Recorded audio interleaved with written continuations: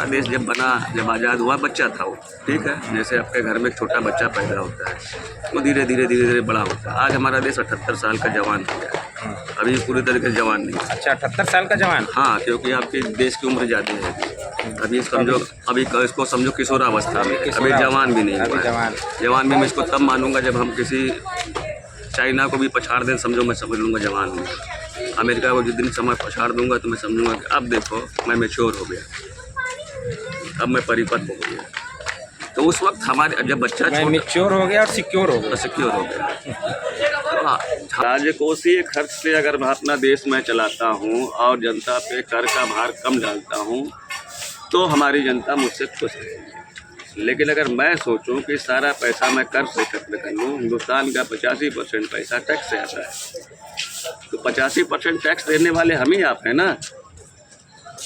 खाली हमको बताया जाता है इनकम टैक्स, अरे मैं तो सुबह से रात तक टैक्स ही दे रहा हूँ, भीख मांग के भी टैक्स दे रहा हूँ। आपने एक चाय पिया, आपने सरकार को जीएसटी दे दी, आपने ब्रश किया, आपने सरकार को जीएसटी दे दी, आपने पंखा चलाया, आपने सरकार को जीएसटी दे दिया, ठीक है। और भी आप कुछ खा रहे हैं, आप जीएसटी दे रहे हैं। कोई ऐसा चीज़ बताओ। कुछ लोग मजाक उड़ा रहे हैं, जीएसटी मतलब गुंडा सर्विस टैक्स ना। ये जीएसटी नहीं, मैं तो किसी की चीज़ मांगता हूँ। कुछ लोग भी आए कि बच्चे थे एक दिन यहाँ बैठे हुए थे, फोटो वीडियो बना रहे थे। मैंने कहा देखो वीडियो ज़रूर बना लो, लेकिन मैं वीडियो का BST लेता हूँ। उसने जीएसटी? हाँ। अच्छा, हाँ, सरकार लेती है जीएसटी, मैं लेता हूँ BST। अच्छा, तो बेटिया ने पूछा बाबा BST क्या होता है? मैंने कहा GST जानते हो? उसने कहा बताओ। तो उसने कहा गुड्स एंड सर्विस टैक्स। मैं कहा देखो मेरा है BST, बेगर सर्विस टैक्स। बेगर का मतलब हो गया भिखारी, बेगर बेगर बेगर, इसलिए मैं इसको BST बोलता हूँ। मैं हूँ बेघर और बन गया हूँ बेगर, तो मेरा BST भी तो बनता है। बेगर और बेगर, BEG है। बेगर मतलब भिखारी, अंग्रेजी में कहते हैं। अच्छा, और बेघर? बेघर तो हूँ ही मैं, अब सीढ़ी पे सोता हूँ तो बेघर ही हूँ। तब उसने मुझे 10 का नोट दिया। तो सरकार को भी मैं कहता हूँ आपका GST है कि BST है? क्या कर रहे हो? गुंडा टैक्स ले रहे हो, बेगर टैक्स ले रहे हो, क्या कर रहे हो? जिस चीज़ से जनता को फायदा हो GST के बाहर है, जिस चीज़ से जनता को नुकसान हो GST के अंदर है। अगर अभी आपका डीजल पेट्रोल GST के अंदर आ जाए तो आप मैक्सिमम 28% या उनको मन 30% भी ले लें, नहीं दोगे ना।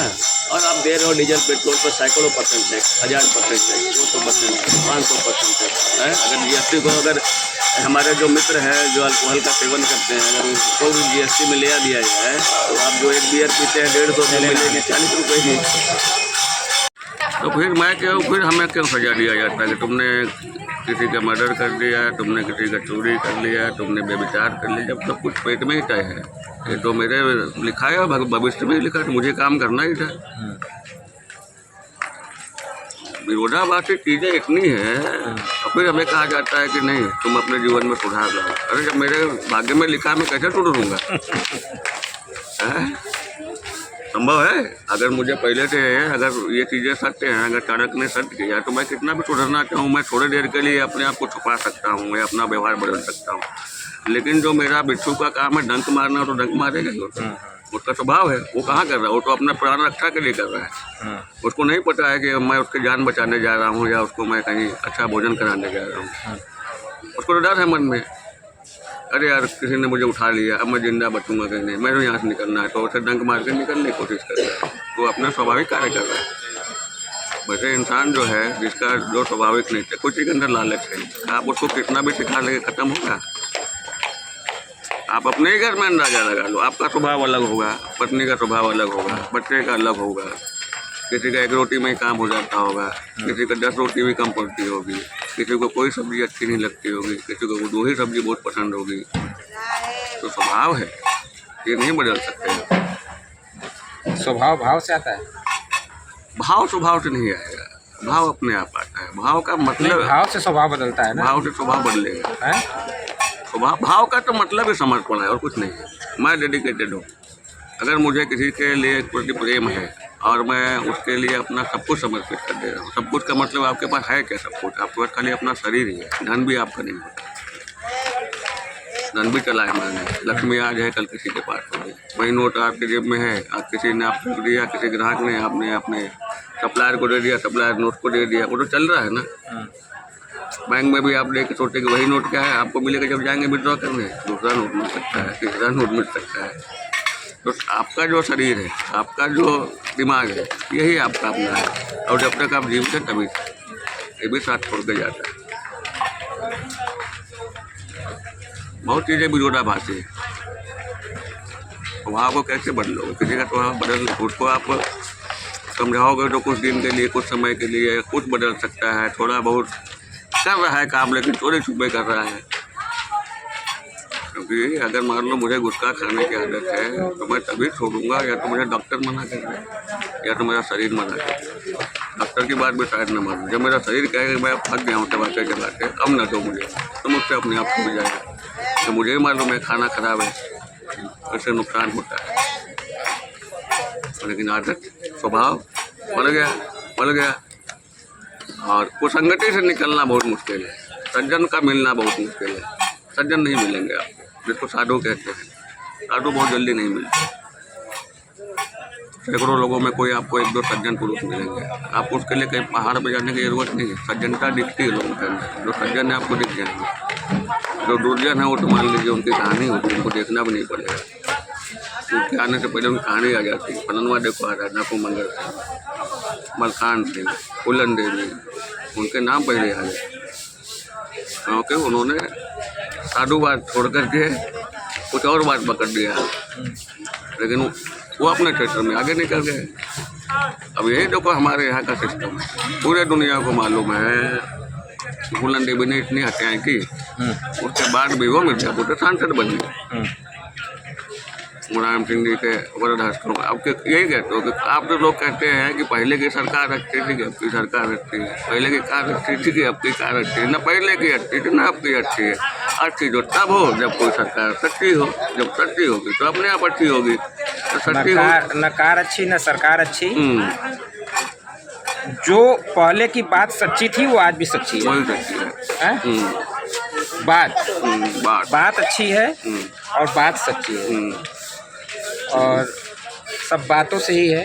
सब बातों से है। में वादे प्यार वफा सब बातें हैं। बातों का क्या कोई किसी का नहीं, ये झूठे नाते हैं नाते। होगा मसीहा सामने तेरे, फिर भी न तू बच पाएगा। तेरा अपना खून एक दिन तुझको आग लगाएगा। आसमान पे उड़ने वाले मिट्टी में मिल जाएगा। कसमें वादे प्यार वफा बातें हैं बातों का। जो हमारे लेखकों ने लिखा है उसको ध्यान से पढ़िए, उसी में जीवन का सार है। ज़्यादा कोई भागने के लिए या हिमालय जाने की जरूरत नहीं है। जीवन का है सार और उसी को बना लीजिए आधार। तो फिर ये जो अपना आधार है, इसकी आधार की जरूरत नहीं पड़ेगी। जो आजकल चल रहा है क्या है, ये आधार आपका क्या है? इसको कहते हैं UID, यूनिक ID है एक आपका पहचान पत्र है कि भैया आपका ये है। और इसको बार बार बदलाव करना पड़ता है। क्यों? क्योंकि ये भी सही नहीं है। नंदा नीलकर्णी ने जब बनाया, कांग्रेस की सरकार थी, मनमोहन सिंह ने इसको शुरू किया था 2010 में। और UID जब आया और फिर चुनाव हुआ तो नंदा नीलकर्णी भी चुनाव लग गई। इन्फोसिस में डायरेक्टर हैं, वो पार्टनर समझ लीजिए, बहुत बड़ी कंपनी है नारायण मूर्ति जी। तो उन्होंने जब अपना चुनावी पर्चा भरा तो उन्होंने अपना जो एसेट और धन का डिक्लेरेशन किया। उन्होंने लिखा कि मेरे पास 7700 करोड़ रुपए, 7,700 करोड़। एक आदमी जो भारत का है, जिसने भारत के लिए काम किया, उसने अपनी सही चीज़ बताई कि मेरी वैल्यू 7700 करोड़ रुपए है और चुनाव हार जाता है वो। और मैं झूठ लिखता कि मेरे पास कुछ नहीं है तो शायद मैं जीत जाता।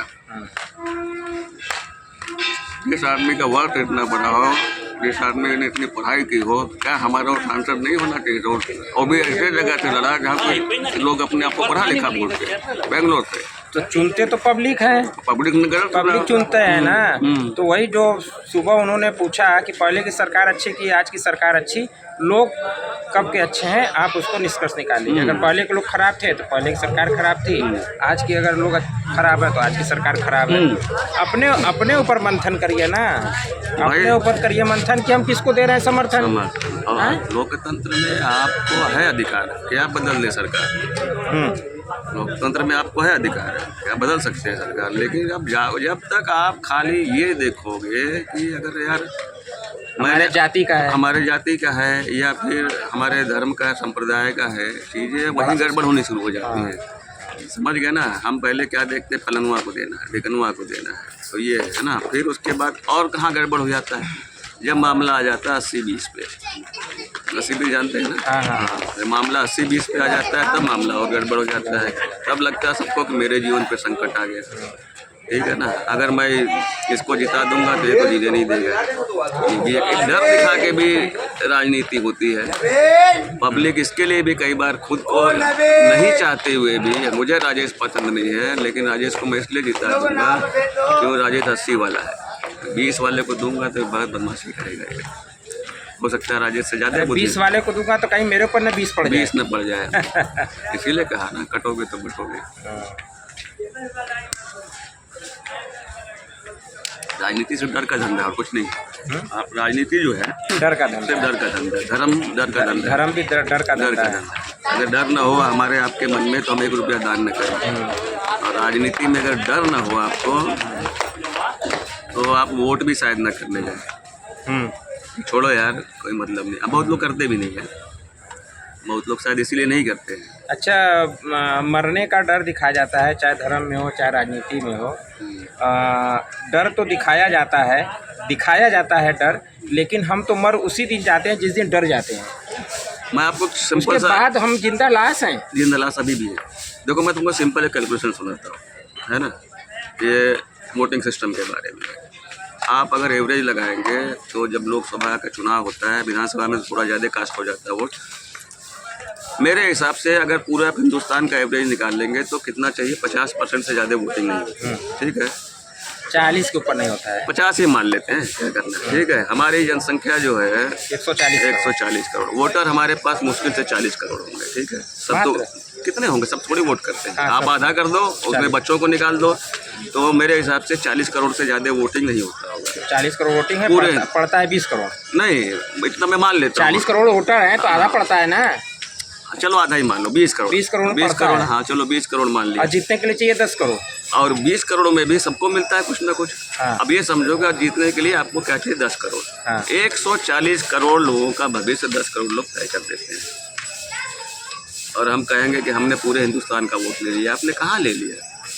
ये भी सिस्टम में कुछ खामी है। बहुत पहले हम ये भी सोच रहे थे, जो आप अभी बता रहे हैं, ये बहुत पहले हमारे मन में विचार आया था कि अगर के जैसे हम एक सांसद का लेते हैं, ठीक है।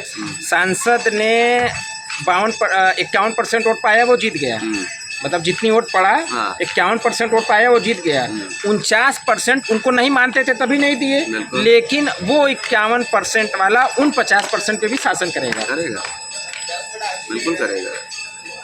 क्यों? क्योंकि ये कैसा संविधान है? ये ऐसा 49 उसको नहीं चाहता तो क्या करोगे? अब तो वही खेल है, ये 1 रन से जीत गए तो जीत गए। क्रिकेट का जैसे खेल है, या तो मामला टाई हो जाए तब तो कोई बात बने, हैं? 1 रन से भी जीते तो जीत तो गए, मैच तो आप ही जीते ना। क्योंकि हमारे संविधान में ही लिखा हुआ है कि 2/3 होना जरूरी नहीं है। आधे से भी अगर आप एक ज़्यादा पा जाते हैं, अगर आपके 543 हैं सांसद, आप उसका आधा करके 1 जोड़ दीजिए, आपकी सरकार बन जाती है। अगर ये होता है कि नहीं 2/3 हमको चाहिए, 2/3 चाहिए, 66% हमें चाहिए, तब हम बनाने देंगे, तो मुश्किल हो जाता है। तो वो कहते हैं वो 66% बोले पूर्ण बहुमत की हो गई। ये अल्प बहुमत, सरकार तो सरकार है, चल तो रही है, तो क्या करोगे? अम्बेडकर की आज नहीं चलती, पीरियड भी कहीं देखने को, अब वो विंटेज हो गई, अब उसकी कीमत ज़्यादा हो गई। अरे बाप रे बाप, ये लाखों में यार एक दिखती है।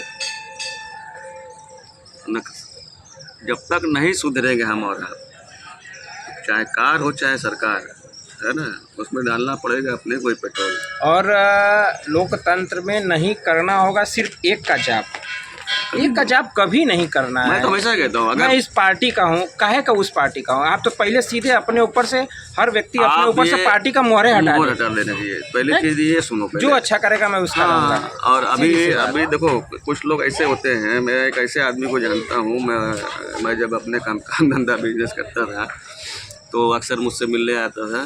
तो वो राजनीतिक में उसकी दिलचस्पी थी, लेकिन कहो तो एक तरीके से वो दलाल था हर पार्टियों का, और उसकी हर पार्टी में जुगाड़ था। और उसका मेन धंधा था एजुकेशन, दलाली करना। आपको एडमिशन कराना है कहीं ऑल ओवर उत्तर प्रदेश, उसका जुगाड़ थे, ऑल ओवर इंडिया कहीं पैसा तो कराएगा। तो मैं उसके गाड़ी में कहीं बैठ के जा रहा था और उसी वक्त सरकार बदली थी, किसी की सरकार गई किसी की आई। तो उसने कहा कि रुको ज़रा मैं झंडा बदल लेता हूँ। मैंने कहा क्यों? बोला सरकार बदल गई है, झंडा बदल, गाड़ी पर से झंडा बदल। हाँ, तो मैंने उसके गाड़ी में देखा, उसके गाड़ी में हर पार्टियों के झंडे थे। अच्छा। हाँ, उसने बीजेपी का भी लगा रखा था, बसपा का भी, सब उसने रखे थे अपने।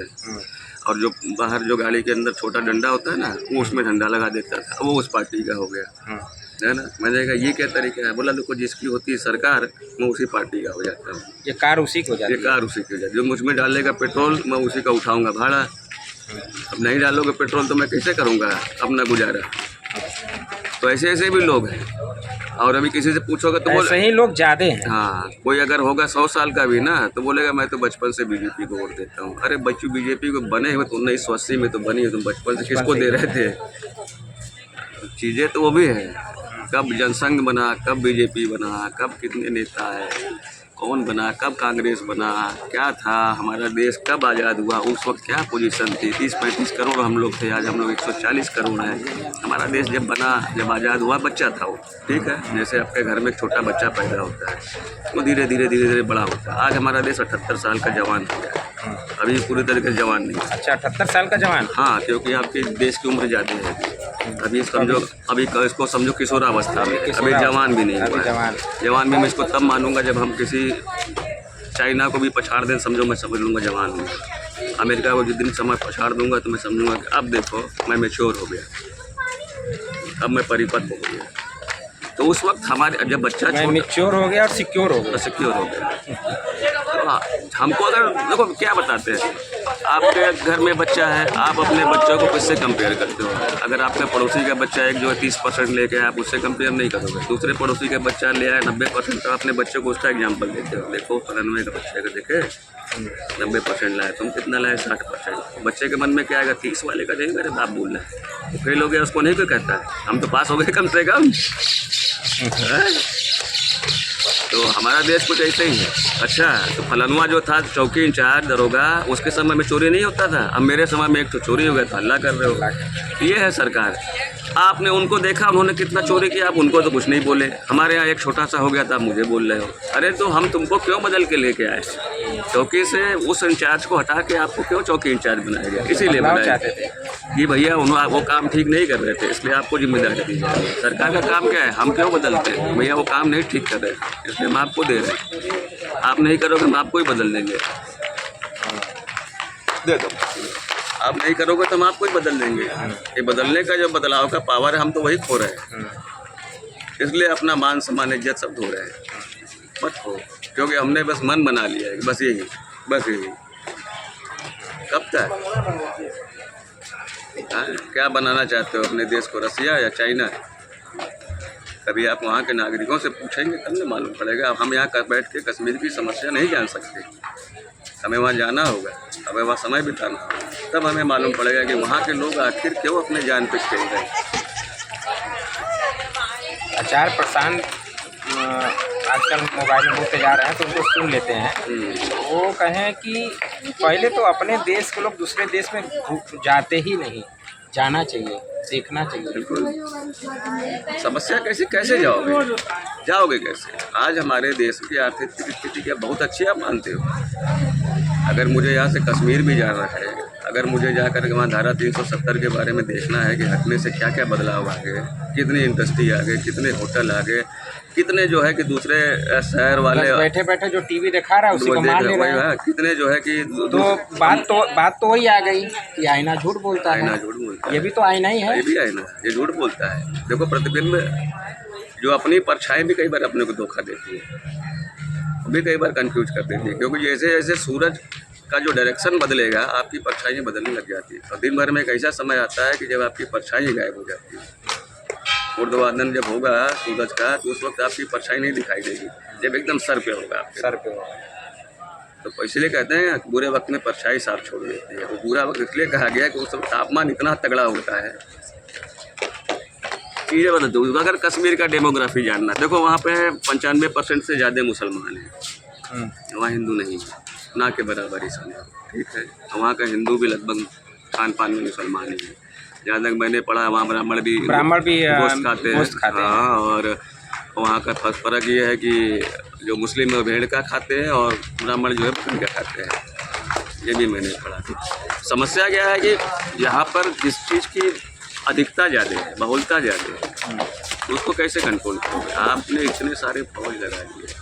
अगर मैं इसी दशा समेत घाट से निकलूँ और मुझे कैंट तक जाना है, इस रास्ते में अगर पुलिस मुझे 25 बार चेक करे और रोज़ करे, मुझे नहीं लगेगा मैं कि अपने देश में हूँ या काशी में हूँ या कहाँ गया हूँ या मैं किसी दूसरे कंट्री में आ गया हूँ। इतनी तलाशी मेरे लिए जा रही है। ये वो पुलिस अपना काम कर रही है, लेकिन जनता परेशान हो रही है। मैं लेके निकला, कब मेरी कहाँ चेकिंग हो जाए, कब मेरे साथ क्या हो जाए। ये जो डर है, ये डर उनको सता रहा है, समझ रहे हैं ना? इसका फ़ायदा हमारा पड़ोसी उठा रहा है, वो उनको दे रहा है, उनको सता रहा है और वो उसको कुछ बता रहा है। इसलिए देखो पैसा मैं चौकन्ना हूँ। इसका फ़ायदा देखो पड़ोसी कैसे उठाता है फ़ायदा। उसको मालूम है कि घर मैंने ये दाने अम्मा चली भुनाने, मेरे को मालूम है कि मेरे जेब में 3 रुपया पड़ा है, लेकिन मुझे राजेश के चाय में जमाल गोटा मिलाना है तो मैं 2 रुपया उधार लेके मिला दूँगा। तो भले कर्जे में और कर्जा लेगा और लड़ रहा है, लेकिन उसको क्या परेशानी? उसको खाली परेशानी हमसे। वो अपना सब कुछ चाइना को बेच दे रहा है, अपना आत्मा उसने कब का अमेरिका को बेच दिया था। बचा क्या है उसके पास? उससे क्या लड़ रहे हो? क्या लड़ रहे हो उससे? उसको तो जब चाहो लपेट दो, दबोच लो। और जिसको तुम अपना मित्र समझ रहे हो वो किसी का ना हुआ आज तक। तो अपने यहाँ की जनता को दिखाने के लिए ना कि जो पेट्रोलवा महंगा खरीदे हैं कि हम पेट्रोल महंगा खरीदेंगे तो हथियार आएगा, बम आएगा। जब 2-4 ठो बम फोड़ेंगे नहीं तो पता कैसे चलेगा कि नहीं बहुत अच्छा किए कम से कम फोड़े तो हमने जो खरीदा था, हमने जो महंगा पेट्रोल खरीदा, महंगा अनाज खरीदा, वो सफल रहा। तो दिखाना होगा ना कुछ। हाँ, दिखाना तो होगा ही। तो आप ये समझ लो कि हमारे पास जो भी पुराने जहाज़ें हैं।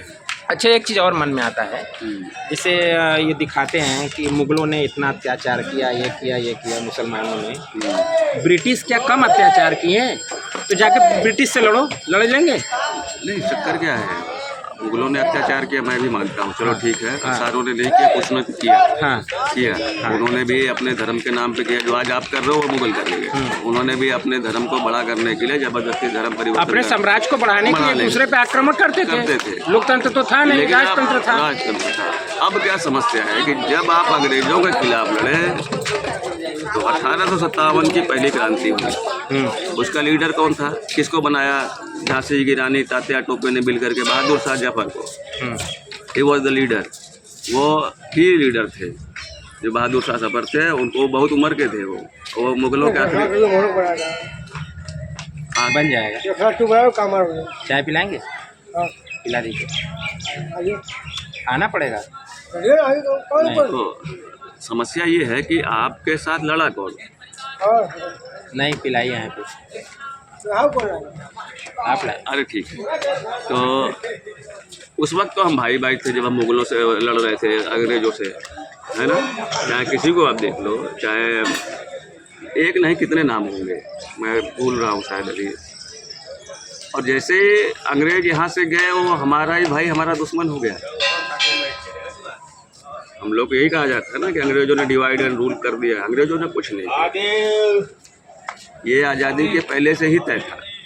और मैं आपको बताता हूँ, अगर द्वितीय विश्व युद्ध नहीं होता तो खाली भारत नहीं, बहुत सारे ऐसे कंट्री थी जहाँ पर अंग्रेजों का कब्जा था, वो आज भी कब्जे में रहते।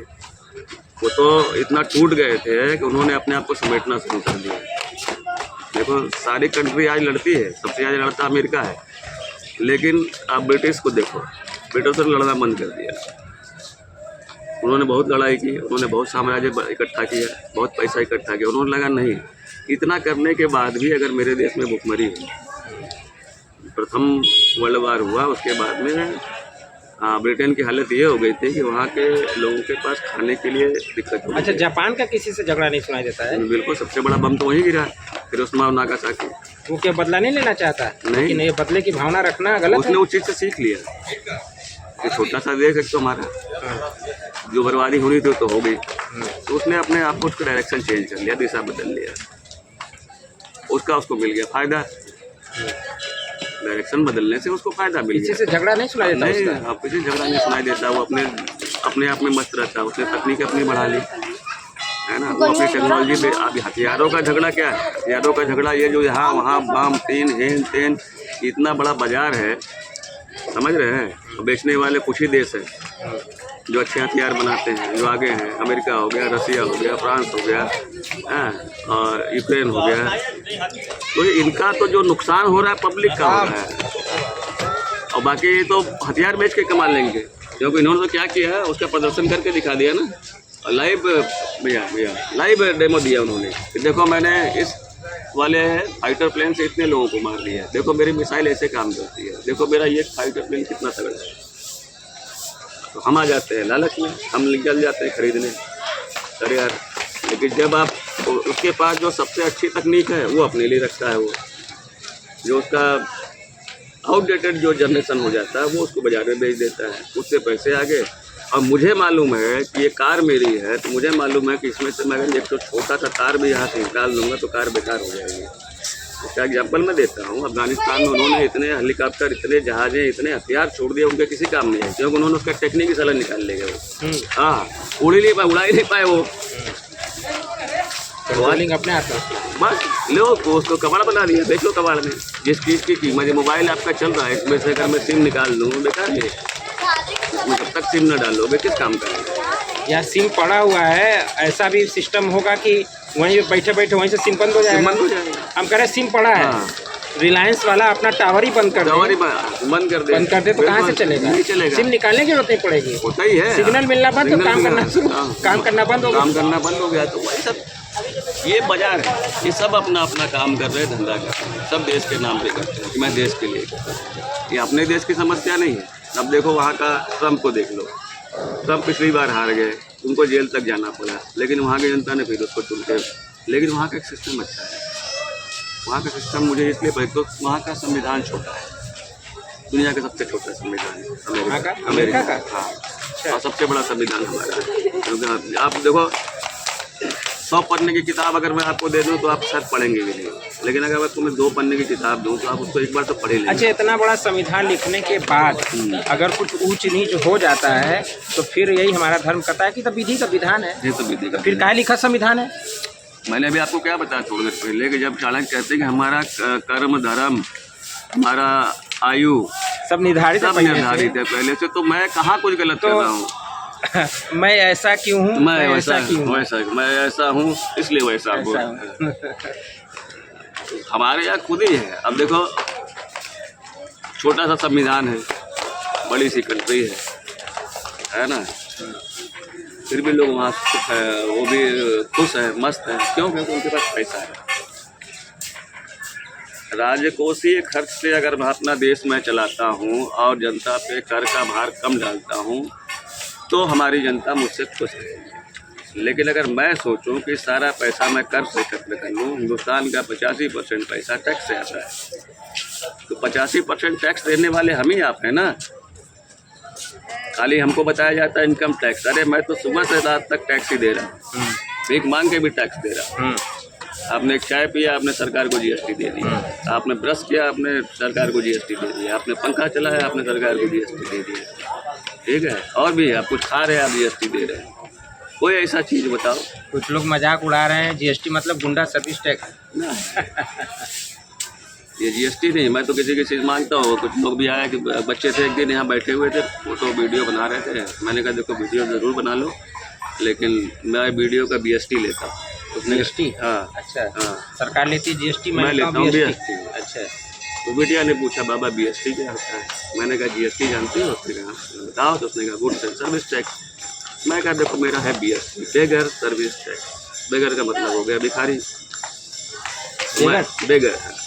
बेगर, इसलिए मैं इसको BST बोलता हूँ। मैं हूँ बेघर और बन गया हूँ बेगर, तो मेरा BST भी तो बनता है। बेगर और बेगर, BEG, बेगर मतलब भिखारी, अंग्रेजी में कहते हैं। अच्छा, और बेघर तो हूँ ही मैं। अब सीढ़ी पे सोचता हूँ तो बेघर ही हूँ। तब उसने मुझे 10 का नोट दिया। तो सरकार को भी मैं कहता हूँ आपका GST है कि BST है? क्या कर रहे हो? गुंडा टैक्स ले रहे हो, बेगर टैक्स ले रहे हो, क्या कर रहे हो? जिस चीज़ से जनता को फायदा हो GST के बाहर है, जिस चीज़ से जनता को नुकसान हो GST के अंदर है। अगर अभी आपका डीजल पेट्रोल जीएसटी के अंदर आ जाए तो आप मैक्सिमम 28% या उनको मन 30% भी ले लें, नहीं दोगे ना।